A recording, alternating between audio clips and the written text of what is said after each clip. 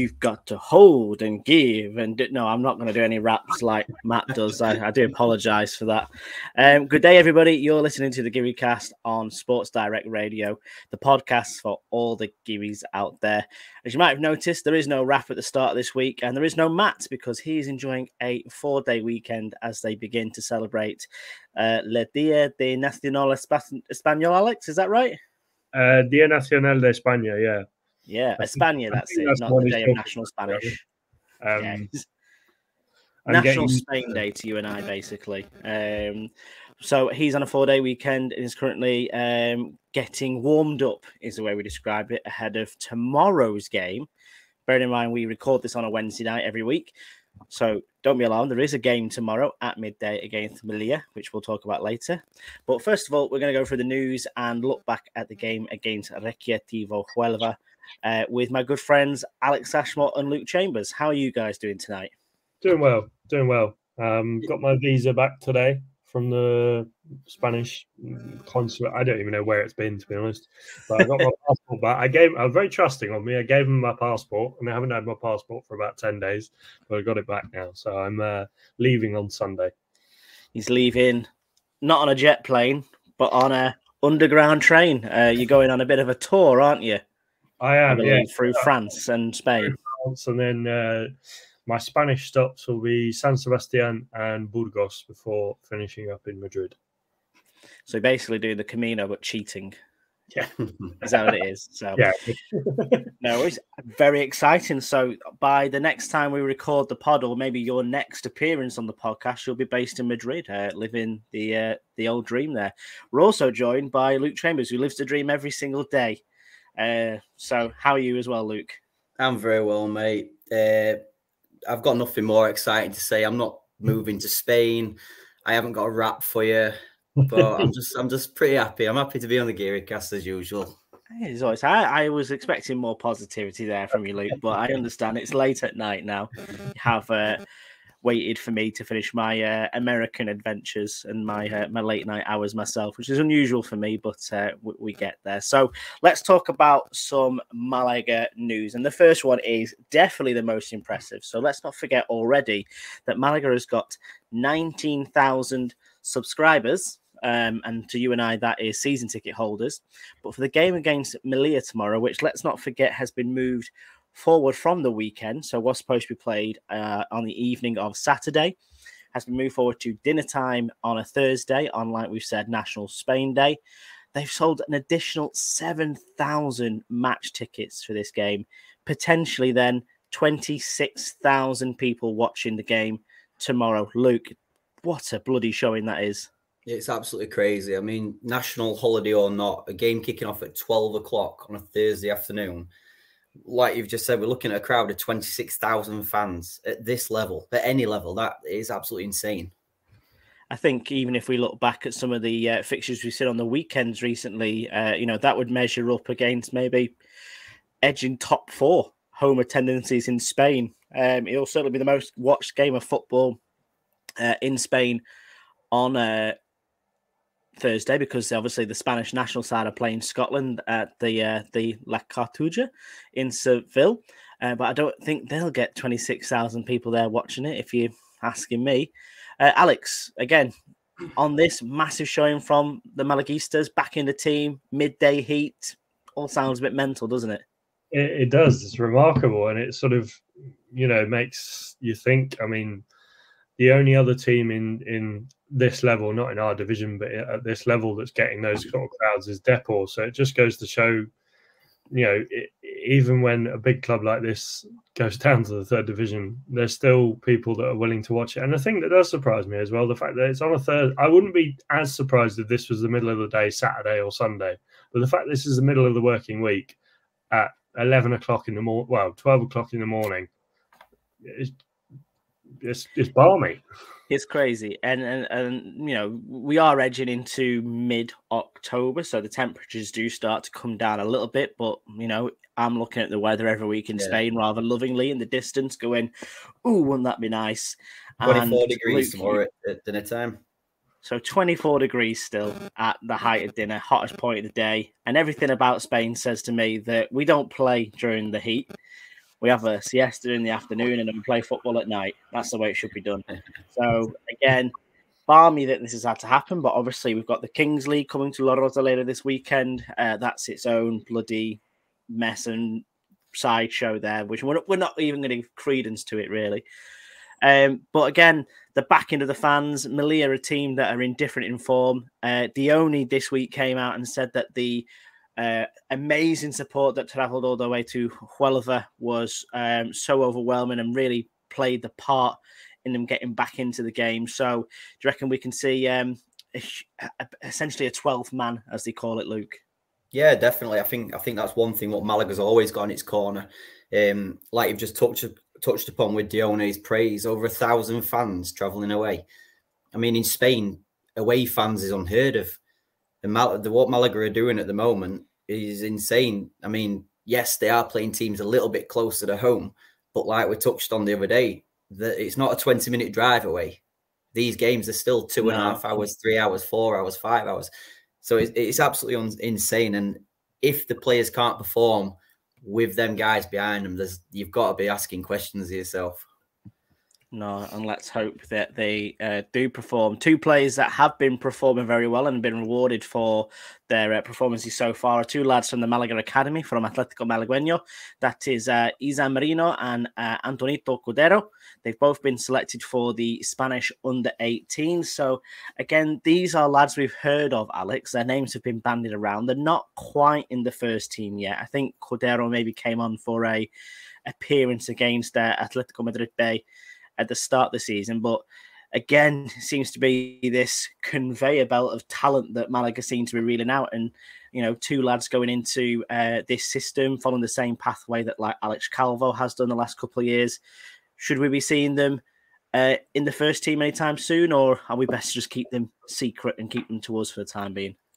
Well, I think, to be honest, we've already got quite a few young lads, lads in the first team that arguably could still be playing at Atlético Malagueño in terms of their age.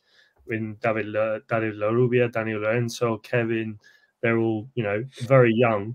So I think, it's brilliant to see these lads coming through, and it makes you think when we've got the academy fully built, whatever that be, in 2082 or whatever, maybe we'll have even more players coming through. But I think it's just wonderful to see these young lads coming through, and I'm all for giving them experience. I think results obviously should come first, but if you think that they can, well, if the manager Pellicer thinks that they can, give us a positive, whether that be on the bench or playing, then definitely I think they should go for it.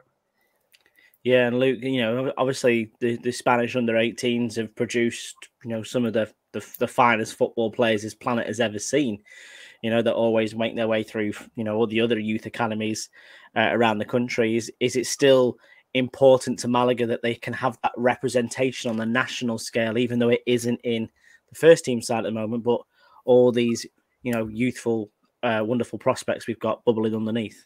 Yeah, definitely. I mean, for me, it shows that the process works, whether we're seeing our products come into our team, but if not, like we've seen before with sell-on percentages and stuff like that, with even Jaime, and if we can make some money in future from it.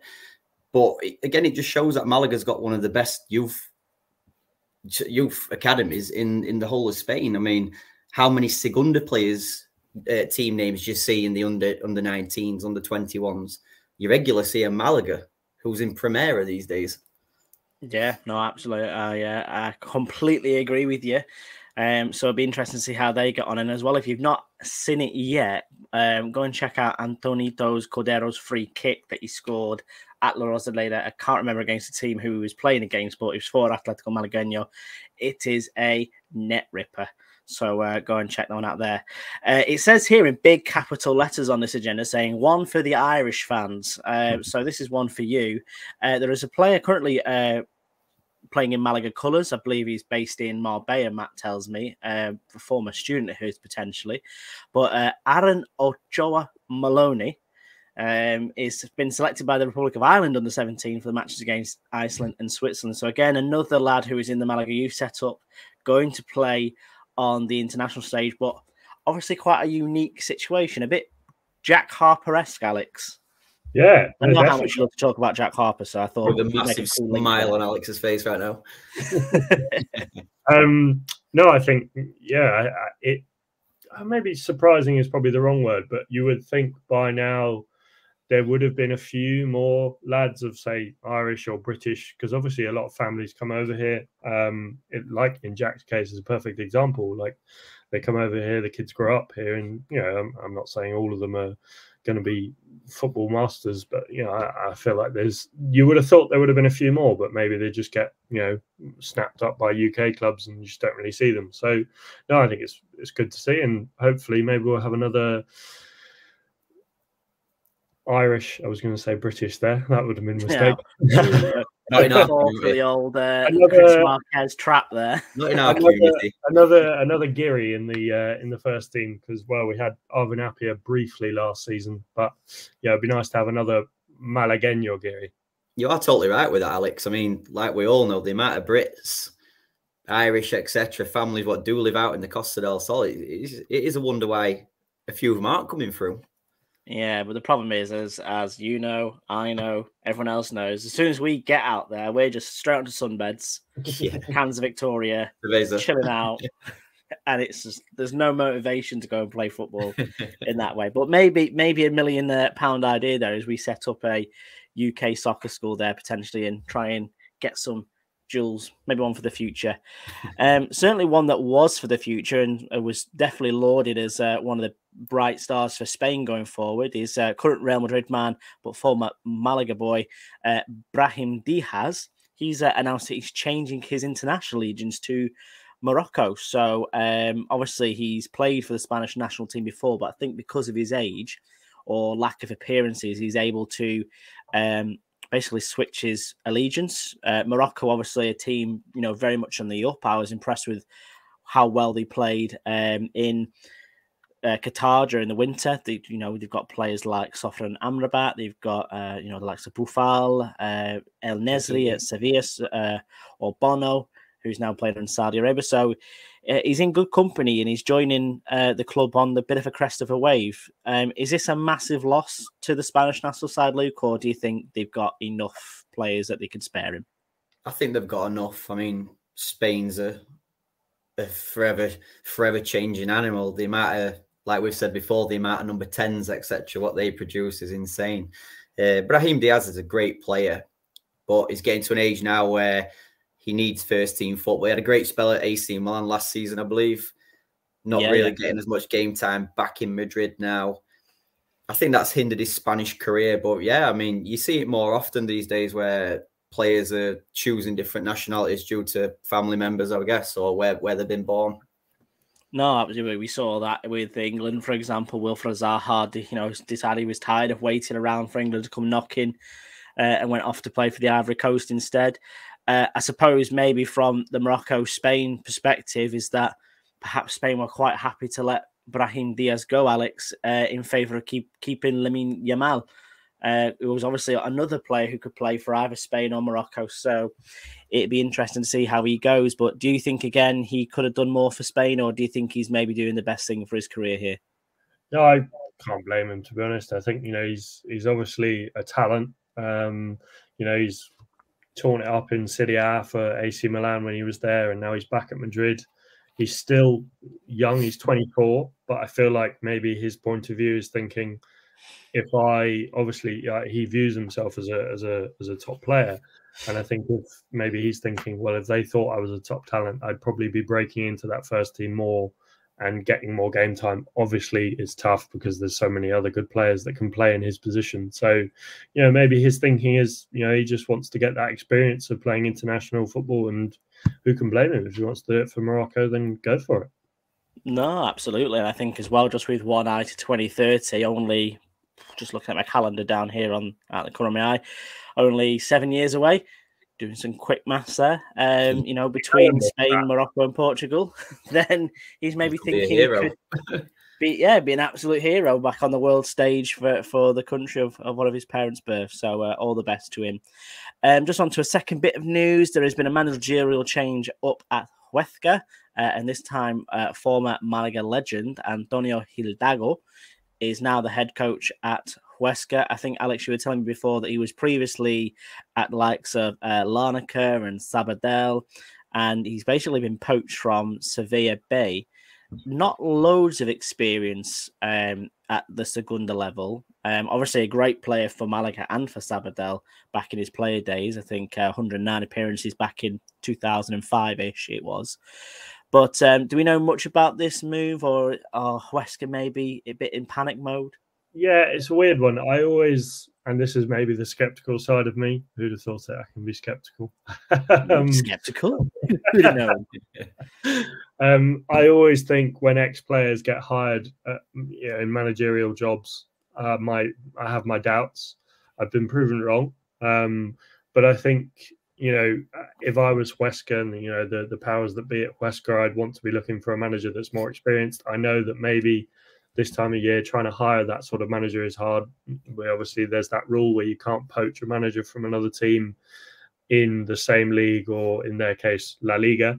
You can poach managers from the league below in Primera, which we found out. So, yeah, I feel like, Malaga fans will remember him from when Malaga played Sabadell when they were up in Segunda. So, he's obviously done well with Sabadell. He's only there for 2 years. I just think, if I was Huesca, I'd be wanting a man with more experience. And I think there's a bloke at Castellón who's doing quite, I think he's Dutch or something. Maybe they should try him. The Dick. Maybe Christmas. Short stay for Antonio Hidalgo in Huesca till Christmas, get the sack, and then they should go for that Dutch guy. I think he's good. I don't know. Nick, do you guys think that, obviously we know based in Segunda and obviously our history, and even La Liga, the amount of manager changes what there is in a season. Do you think that's anything to do with the rule where you can't poach, where you've got to go to South America, etc., and then it turns out it just doesn't work for them? Do you think that's anything to do with the rules, or just trigger happy sackings? I think it's probably more to protect the smaller clubs so that they don't have a bigger club coming along going, oh, we want your manager, we're having him now. And then they're like, oh, blimey, it's February and we're... It is a good rule, really. I think it is. But I think maybe they should change it. Managers from smaller clubs. Shit house. Exactly. Obviously, I think it's good because they're you could argue there should be exceptions to it, but they'd always find a way around it. Maybe you could say you're only allowed to poach him if he's been sacked. Then the bigger club would be like, oh, here's 100 grand, sack him, and then we can get him. So true. Ways to get around it. So I think it's a sensible one. No, see, I'm all for going and poaching a manager from someone who's maybe doing well. And to be honest, I think that maybe promotes more of a pyramid for managers to go up to, because, really, especially in Segunda, you see so many managerial changes, even by the same clubs. Let's not forget, we had 4 managers in one season very recently, or in 1 year, I should say. And you end up netting from this very small pool of people, because you've got to remember, you kind of got to have the experience to work with Segunda. It's kind of a bit of a league on its own that way. And we've seen bringing people in from South America doesn't work. The same old managers seem to get the jobs over and over again. I think Bolo is now on his 6th or 7th or 8th club. Jose Alberto Lopez, went from Mirandes to Malaga, now at Santander. So you do see a lot of managers out of work just randomly getting a job and thinking, well, what's he done to deserve that all of a sudden? But I suppose that's where the rule comes into play. Yeah? If someone came on for Pay Third tomorrow, Nick, would you be in favour of that rule being introduced in Tercera or Primera? Well, this is the concern. I don't think Payas there would do it. But again, if this is what transpires now, that they could come in and do that again, maybe the finances isn't the thing that they want to do there. Because if you're going to pay someone out of their contract, then it's going to cost them. Maybe that's why they've gone for Hidalgo, because he was at Sevilla Atletico, basically Sevilla's B team. Probably didn't cost them too much to get him out of there. And again, he's not ripped up trees. He's not proven himself to be a world-class manager at Sevilla Atletico. He's not done anything. He was sacked from Sabadell because they were in the relegation zone after they got relegated from Segunda. So maybe it's a lack of options. I don't know. For me, like I say, there's a Dutch guy at Castellón that really deserves a crack at La Liga. Never mind at Segunda. Anyway, if I was Sevilla right now, looking at the CV of Diego Alonso, who's going in there, I'd be thinking, well, maybe this Schroeder lad's got something about him. Give him a We need to tweet. We need to tweet every club when they sack their manager. We chuck Big Dick's name in there. Somebody take it out of Castellon. It's Big Dick's CV. Let's go. No pictures. So. No pictures. No, exactly. But to be fair, in all of this, at the end of the day, he's a former Malaga player. He's well respected. We do wish him well and hope he does. He might prove us completely wrong here, but all the best to him going there. Pace was back in the press conference this week as well, guys, and was talking about potential rotations this fixture. Obviously, there was a quick turnaround from Sunday night to Thursday dinner time. You've got to get your rest days in there and your training, so there might be some new faces coming in. We have got some injury updates. Haitham and Ramon still on the injury list at the minute, but I think they are quite close to return. They are kicking balls in the training ground, which is good.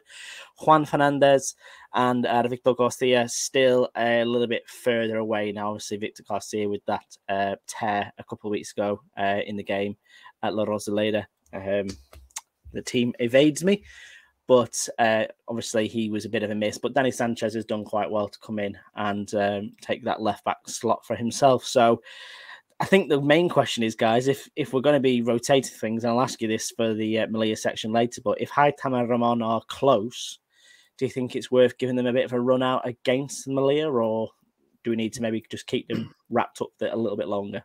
Definitely Haitham if they're ready. If they're 100% physically fit, Haitham starting is probably a mistake, but 30 minutes I feel like is a good thing.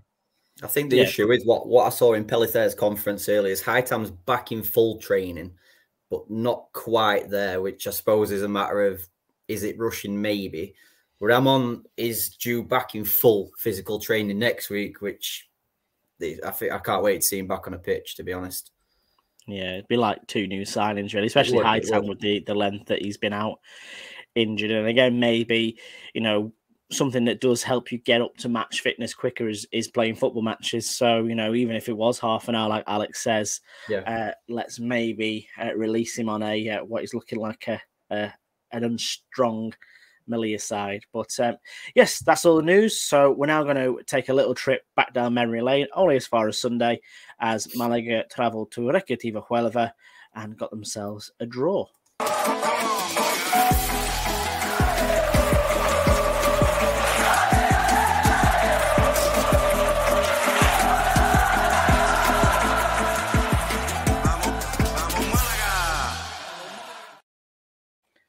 So the winning streak had to end at some point, but we are still unbeaten since the opening day of the season. Malaga travelling to Huelva in numbers as well, over 1,000 fans travelling down to the coast to support their team, and eventually coming out with a draw in this one, which, again, I don't think is a bad result. However, for the starting 11, Pace did ring in a few changes. We saw Dione drop to the bench, this time in favour of Manu Melilla, who seemed to be exactly Mr. Completely Anonymous. And then also as well, we saw coming into the team for the first time with Dani Sanchez as well. And is there anyone else I'm forgetting that came out of that starting 11, guys? It was no. Gennaro dropped out. Gennaro, that was it, in favour of Danny Lorenzo, coming in alongside Sangali and La Rubia. So just your thoughts on that starting 11, guys. Luke, was it kind of the changes you expected? Manu Melilla coming in for his first start. Is it what you wanted to see? In terms of the players, what came out, i.e. Dione and Canado, then yeah, I did expect it. It shows that we actually know what we're on about in a way. Like, we've noticed that the performance hasn't been up to scratch. I was never keen on the Manu Melilla coming in, but that's just a blind eye. I don't know much about the guy, so I can't say that were a bad move bringing him in. But we got what we wanted in terms of Danny Lorenzo and David La Rubia playing together. None of them had the better games, but I'd happily see them keep their places moving on to Melilla as well. Yeah, and same for you, Alex. Obviously, we spoke in the last podcast about, maybe dropping Dione and Gennaro. Do you think Gennaro going for Dani Lorenzo seemed logical. Do you think Manu Melilla out on the wing initially? They seemed to swap that round halfway through, but are you excited to see him come on, or were you thinking he's not that kind of player? I think I can see why it was done. Obviously he's a new signing. We're yet to see him and how he performs at this level. He's yet to prove himself. Still yet to prove himself after starting the game. I don't know. Have we released the ratings from this week yet? I can't remember. We have, but we haven't. So we might have to do maybe a late night Wednesday match rating thing from here ahead of the game tomorrow. No, I forgot to do that, I'm afraid. We'll get ready, folks. Apologies 100%, Alex, because you got them to me so promptly as well. Get ready, folks. Completely slipped off my radar there, but we'll get those out posthumously. Don't you worry about that. Obviously, Manu Melilla is a local lad as well. He's from Huelva. He's very proud to be from Huelva. Do you think maybe that came into Paisa's decision-making, saying we'll start him, maybe buzz for this, or want to get out there and impress in front of his fellow Huelvians? Would that be the right word, or Huelvos? No idea. Do you think it were a matter of what we spoke about before in terms of Pellicer being changing his ways a bit away from home, shoring things up a little bit? Maybe, like you've just said, Nick, Manu Melilla to us is not a winger. So maybe if that's a player tucking in, leaving Kevin out wide, Roberto up front, it just tightens up behind a little bit. I certainly felt as if with him in there, we were down a man, if that's what you mean. But definitely it looked as if at times Roberto is very isolated, because we kind of had like maybe a 5 midfield at some points where those 3 centre mids would tuck in quite tightly and narrowly through the middle. And then we'd have Melilla and Kevin out wide. So I think maybe that's the way he's working with it. And we saw that against Linares. We saw that against Castellón as well, where Paiser was a lot more conservative, wasn't he, Alex, with his approach? Whereas at home, he seems to have gone hell to leather to, get that first goal and really, put the game to bed early. Do you think he's done that as well, Alex? Has he been a bit too cautious here? Yeah, I mean, I think it's already time. We're only 27 minutes in, and it's time for our weekly Yeovil bingo. I think it does seem to be a pattern. Obviously we have had. I'm trying to think. We've had Huelva away, Castellón away, and the other game away was Linares. And didn't we have Baleares away? Was that away? I can't remember. Oh yes, and Atletico Baleares as well. I think the tendency from those games has been, obviously Linares was 1-0, wasn't it? Or was it 2-0? Sort of just the one. Just the one. So yeah, I feel like maybe.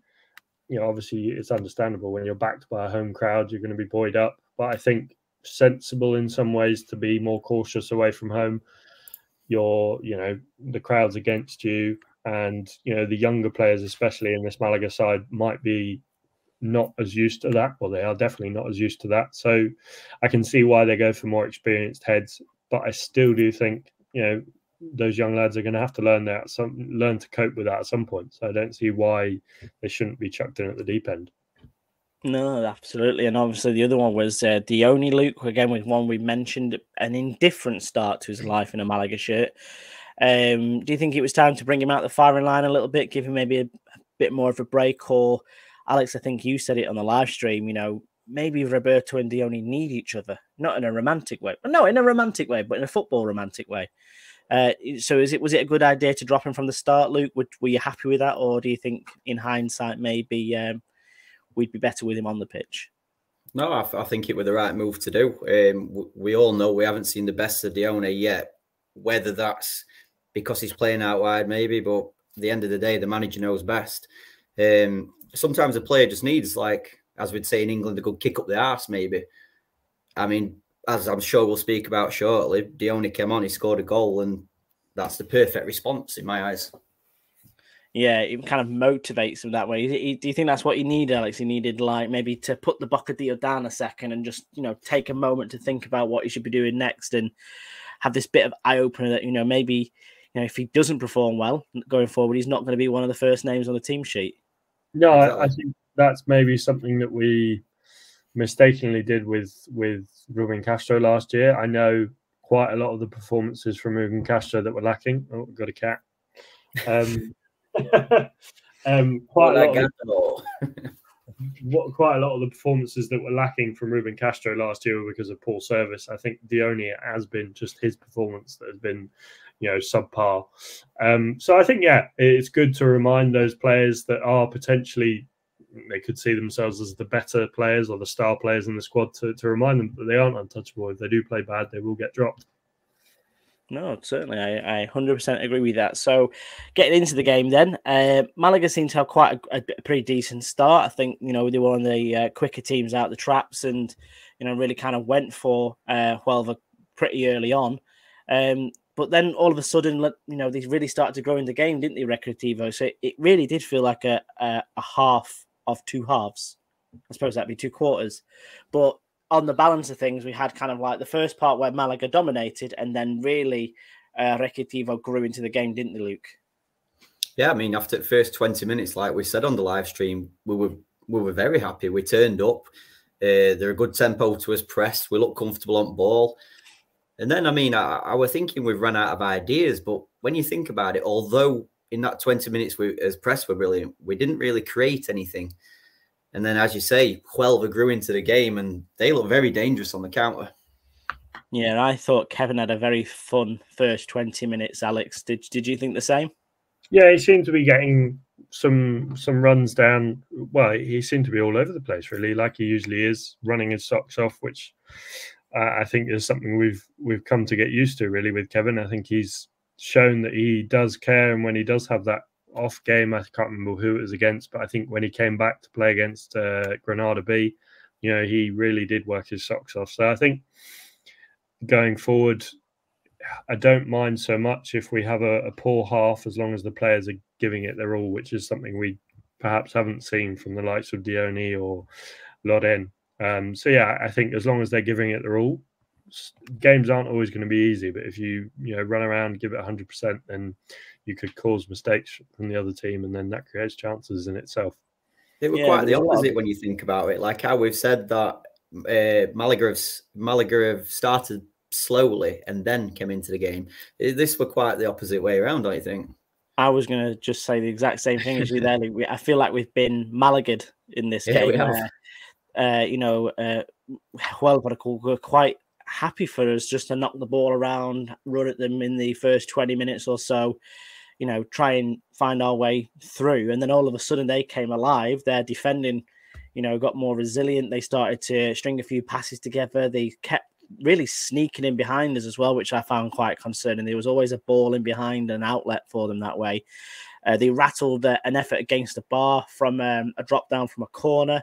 So we're very unlucky not to go in to half-time 1-0 up. So that they really showed that they could get at us in that first half. So as an overall thought, do you think maybe we had the better of it, but we just didn't take our chances, or were we lucky, maybe not to be on the wrong end of the result?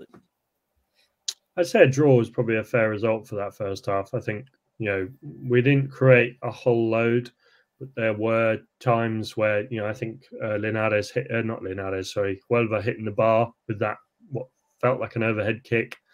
There were some kind of contortion by one of their players, wasn't it? So there are a few chances. I think a draw was a fair result. If anything, I'd say they probably deserved to go into the break leading. I think, they were definitely the better team come the end of the second half and created more of the clear-cut chances. Yeah, do you agree with that, Luke? Were Huelva in the ascendancy? Yeah, I totally agree. I think Huelva smelt a bit of blood towards the end of the half and thought, we can get these.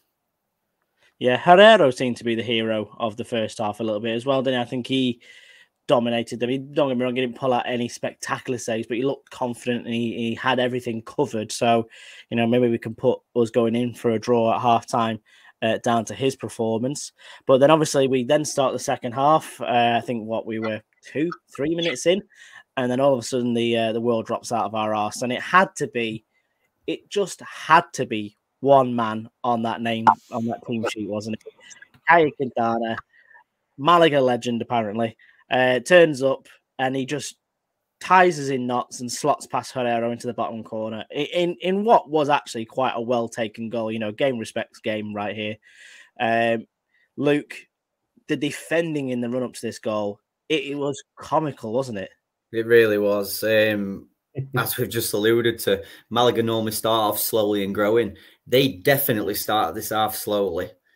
I mean, we know you can't give Kai Katana game chances like we've seen him tear it up at La Rosaleda a million times, scoring goals for fun. Oh no, that's a different player. Yeah. But yeah, we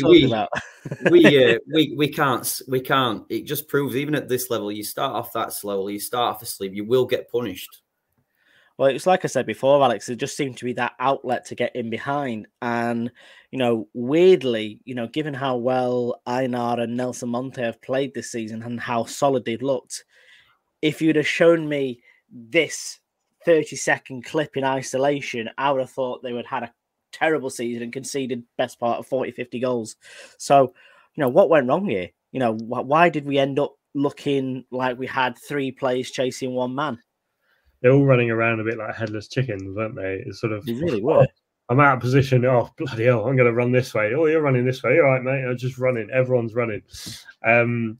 It felt like a goal of Malaga old, really, last season when we used to concede those sort of goals. We're doing well and then a sniff of pressure and we collapse. So, I mean, it could have been 2 about 5 minutes after that, I think, when they were through on goal, but I can't remember. I think it was Einar that made that tackle.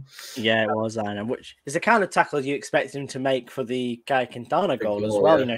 He'd shown he could do that before, so I was kind of saw the melee that was going on, and I was thinking, this is fine. We'll get a block in here. No worries about it, lads. We can defend now. We've learned how to do this. And all of a sudden, when I saw it roll past Herrero, what was a tidy finish, to be fair, I was like, oh, like you said, Alex, it was just Malaga of old, wasn't it? But I think at that point, they really went for us again. You know what I mean? We didn't expect them to sit back. They went for us again. They nearly scored again. They started to dominate. So, it confused me why Pellicer didn't make the change sooner when you could see that we were on the back foot so much and that we needed maybe someone to come in there and grab a hold of the game, that we kind of just let it happen up until about, I think it was the 63rd minute, and that we didn't make a change till we brought the likes of Dione onto the pitch, and I think it was Gennaro as well. Should we have made those changes sooner? I think when you go behind like that, it's a balance. You don't want to overreact and make too many changes, and then it's adaptive. Those players have got to adapt to the game, the speed of it. I do think maybe we could see that coming from the end of the first half and then the start of the second half. So I think maybe when it's like that, you've got to read the situation. And I think I said, like you said, I said it on the live stream. I do feel like that pressure up top, when you've got Dione and Roberto, it does, even if one of them's not doing a lot, it means that they've got to keep 2 guys back at least. It's like when you have a corner and you keep guarding the halfway line, just to keep 2 defenders back, so that there is something in the back of their mind like, oh, we've got to watch out for him. He's not doing so well, but we've got to watch out for him. So, yeah, I think bringing on Dione was a necessity, I feel like, just to give Roberto a bit more space. And just to apologise, it was Juanpe who came on, not Gennaro. That was my mistake there. But so it was, Dione came on for Melilla. So I think, again, not to dwell too much back on him, but a complete shadow performance from Melilla. Effectively playing with 10 men for large portions of the game. It was good to get Dione on to maybe show a bit of presence. And Juanpe as well. He's not a player we've seen too much of this season. Stature-wise, he looks the part. But when you're taking off Danny Lorenzo for him, is that the right move? Is that what should we be doing? Do we lose a bit of guile that way, or are we just going for kind of like a blunt object in Juanpe? To be fair, I was very, very impressed with Juanpe. I think this was his best performance in a Malaga shirt. I know we haven't seen him too much due to injury. But I don't know if you guys agree, but thinking back to the game, do you think we looked a bit tired Sunday night, maybe? I don't think as the game went on, we didn't have our usual press. Like we said, Danny Lorenzo, Darubia, they're normally 7 out of 10s, 8 out of 10s kind of thing. A lot of players had very, very quiet nights. Yeah, I agree with 100%. Yeah, definitely. I think that's why also, and I agree why I think Pellicer is right to do it, to rotate the squad. But I think you've got to find the right moments to do it, but then also do it enough, because if you just play the bench players once every 6 games, one, that's still not going to give enough time for the main players to rest. And two, if they're only playing 30 minutes every month, it's going to be a bit like, well, hang on here, I'm going on. I'm not really getting a lot of rhythm here, and I'm struggling to get into these games. So I think that's where obviously a smaller squad does hinder us. But I think, you know, the more we can use these youngsters, I think we can get more out of the squad as a whole. I think for me that I'd like to have seen David Larrubia be pushed forward a bit more. Bring Juanpe on. Yeah, I agree. It was a better game from him than we've seen. Maybe the mask had been affecting his game in these other matches, but not to say that it wasn't a good idea to bring Dione on, because clearly it was. But I maybe felt that Larrubia, because he was too busy doing the jobs of two men, he was doing the pressing that Melilla should be doing. He was getting into the spaces that Melilla should be doing. I agree. He looked knackered by the end of this game, especially when he came off. So, you know, maybe there was part of that, but no matter. As you said, Alex, Roberto seems to ease his foil a little bit, and it was Roberto who put it on a plate for Dione with their lovely slotted finish at the near post. Very tidy number 9 strikers finish, Luke. It was a bit of a beauty, wasn't it? Yeah, I think this is the number 9 Dione, what we signed, not the number 7, 14, whatever, playing out wide. He took, to be fair, he's not had many chances in a Malaga shirt, I don't think, but he took the goal with real confidence. Yeah, he really did, Alex, as well. And you could see that he was absolutely ecstatic to score it. Malaga seemed to respond well to getting the goal back as well, because dare I say, we started to, you know, really put our foot onto the game and start to take more chances. Sangali as well. You know, he wrapped one against the post, didn't he, from distance? I think it was Kevin who whistled one by the post as well from a free kick. So Malaga really started to come into the ascendancy in the final 20 minutes of the game. Do you think we could have grabbed a second one, or do you think we maybe did well to come away with a point in the end? No, I think, you know, we could have. There was obviously those opportunities you talked about, and, you know, just quickly on the finish, that was stuff of legends. That was the turn to grab that ball in the tight space and then slot it in the near post. Keeper's obviously got to have better days there, but what a finish. No, I think the chances that we could have converted, yeah, definitely, you know, there are opportunities there, but I think given the whole, and I know this isn't the way you should judge a football game, but I think the fair result was a draw. Both teams had their moments and had their off moments. So I think, you know, neither team can complain too much with the draw. No, absolutely. I think as well. I was speculating, Alex. What do you think he had on his Bocadillo at half time to give him the strength and composition to pull off such a tidy finish? What do you think it would be down to? Maybe, I don't know, maybe he added a bit of Tabasco this time just to sort of spice it up a bit. A bit of a spice, yeah, why not? Why not? But yeah, he must have had his Bocadillo half time, because, well, he maybe had a word with Payth there and be like, can you get me on, boss? And then he's quickly scranned half a Bocadillo and then he's ready to go. No, absolutely. And like I say, the winning streak did have to come to an end at some point, and it's no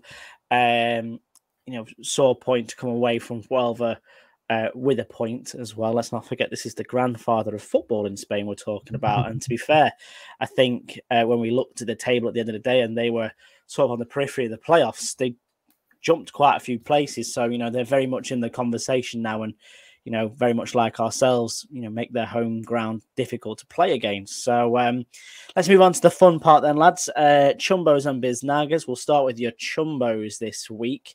I think there's a few candidates for this, but Luke, I'll come to you first for your Chumbo. Who is taking the title? It's like you've just said, Nick. Again, it could be any one of a few. However, I am 100% certain with my choice. It's Manu Melilla. I heard he played. I think I saw him, but besides that, I just don't really know what he brings, and he's definitely not bringing it at the moment.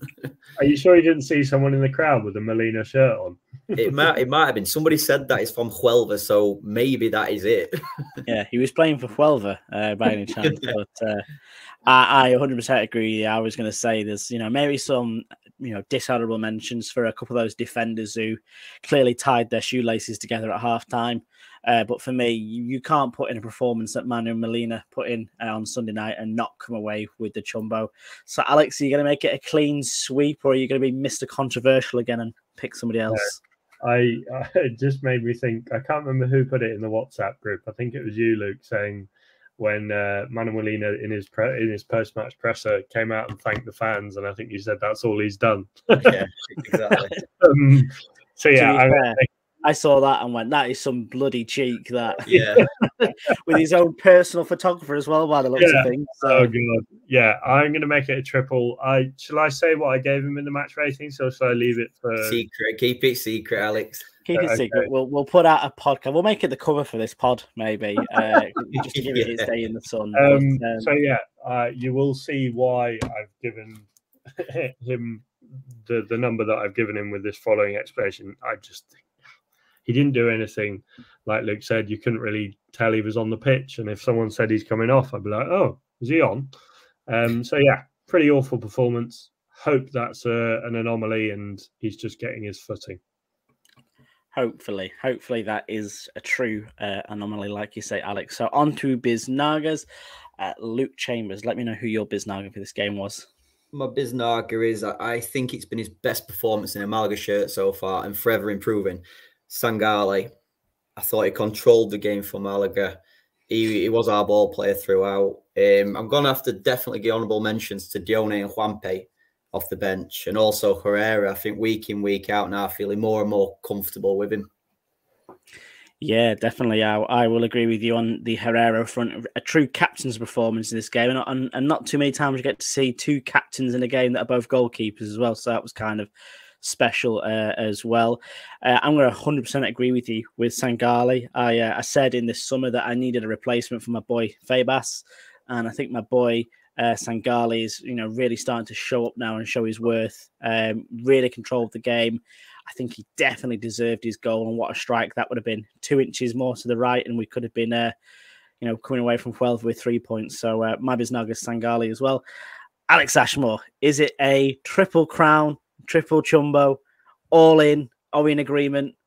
I think so. I think honourable mentions, like you said, to Herrera. I think also Einar. I think I've seen better games from Nelson Monte. I think you could say he was probably more at fault for their goal. But I think Einar was solid.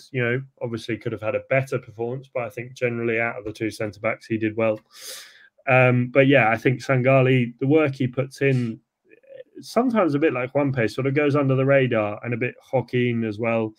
They just sort of go under the radar. And games like this is where you need players like that. And I think Sangali has been magnificent. So yeah, he's my Biznaga for last week.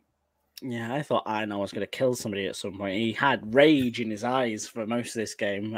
But yeah, I agree with everything you said. Isn't he? He is. I think he is just one notch away from getting yellow cards every single week. So we'll keep an eye on that one. But I tell you what, probably the first time in ages that we've had a complete clean sweep on the pod for both Chumbo and Biznaga. So yes, let us know who you think at home. But obviously, a point at Huelva keeps us second in the league. We go into this weekend on a Thursday, as we will now preview the game against Melilla tomorrow.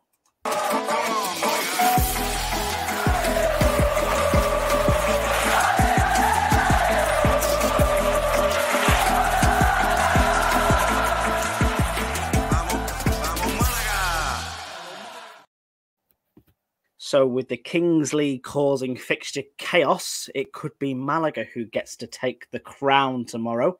I think we could go top of the league if we get 3 points. I don't know how it works. Maybe if we lose the head-to-head, there's probably a world where we can. There's probably a world where we can't. However, it is that fixture change that everyone's focused on. Obviously, it's supposed to be playing on Saturday in the evening. I think it was about 6 o'clock that it was planned for. Bringing it forward to midday Thursday on National Spain Day seems bonkers, but the fans have come out in support of it. There's potentially 26,000 fans there. Chris Marquez is unfortunately not going to be there because not everybody gets the day off for National Spain Day. So some people are going to have to carry on working, but still, what could have been on that front. Obviously, with this fixture change, originally we've spoke about before on the pod that Melilla were not happy about this. This has thrown all sorts of logistical nightmares into their planning, trying to get fans over midweek for the away game, which is essentially possibly one of the closest away games that Melilla fans can go to. Let's not forget, this is a town based in the Spanish enclave in the north of Africa. So, getting out there and traveling isn't very easy. They had the derby at the weekend against, a couple of weekends ago, against Thueta. That's the other local game. So, this is, they weren't happy by it, were they, Luke? No, they won't. And to be fair, they've got every reason not to be happy about it. Also, Malaga. As we know, it's a subject what's got nothing to do with either team. It's just a matter of this is happening, deal with it. It's one of them. I really feel sorry for the fans. I mean, like you've just said, the fans are turning out, but say the foreign fans who have maybe planned it like we all have, planned a certain weekend to fly over Friday, catch the game, fly back Sunday, etc. I mean, how would you feel, Nick, if that fell on one of our weeks when you're thinking, right, let's get it booked and so on? You'd be distraught.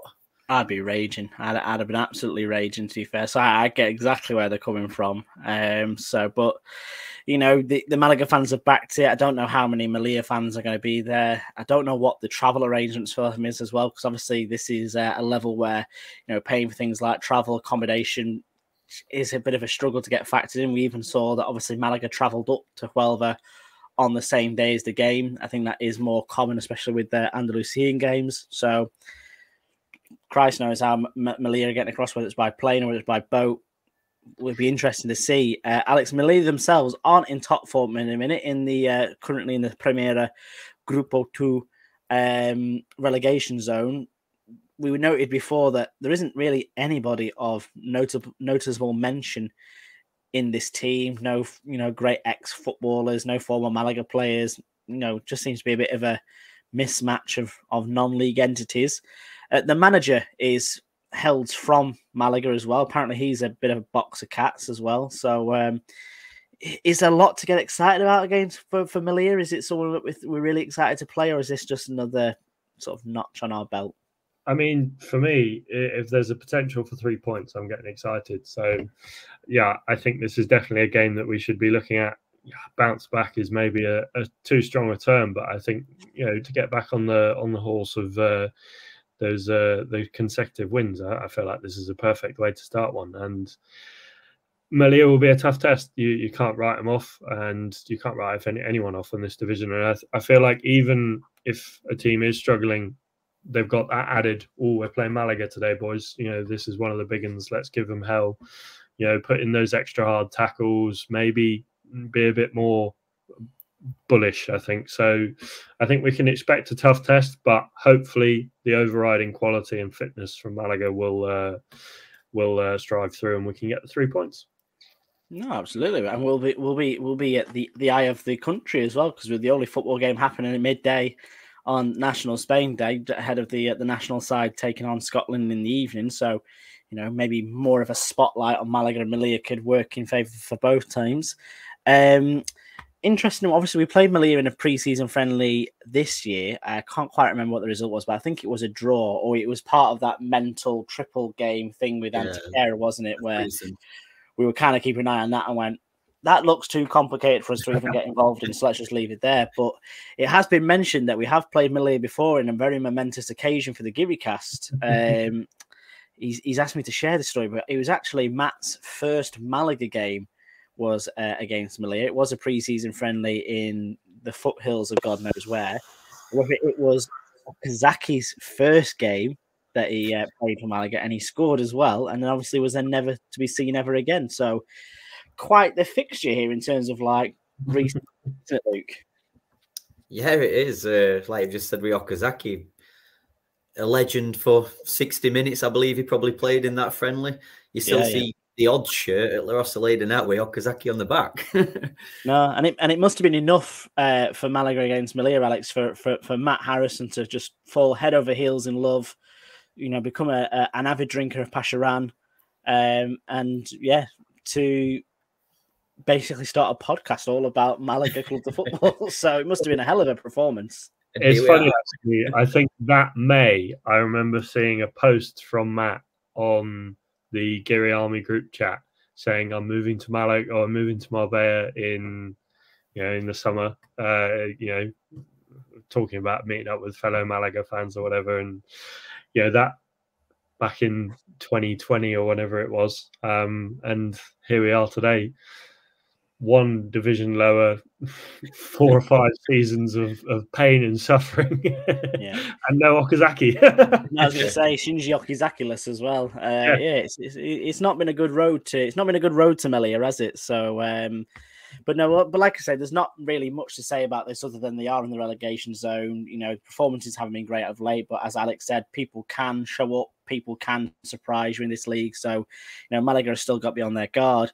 Obviously, as I mentioned before, Luke, there was a quick turnaround from the Sunday night game against Huelva. The travelling back, probably a day off on Monday, probably back into training Tuesday morning, which was only yesterday.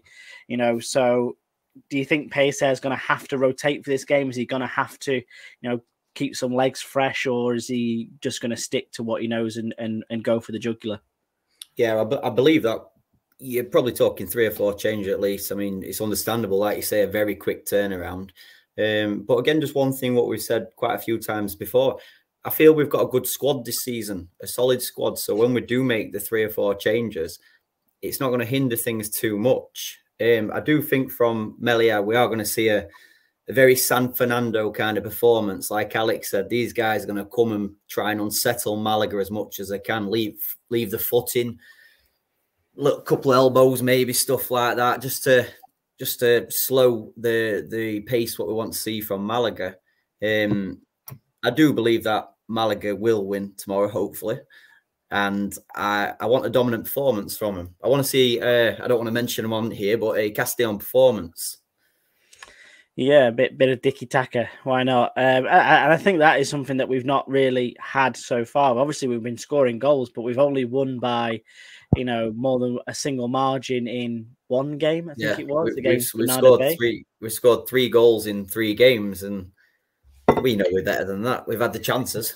No, we absolutely haven't we? So, you know, what would you change for this, Alex? You know, where would you start? Do you think bringing Dione back into the fold is wise? Do you think maybe Juanpe deserves a start? You know, what would you do if you were sat at home, Sergio Pellicer style now? Imagine sat on like a fine rug with with a glass of nice Rioja, pondering what he's going to do tomorrow.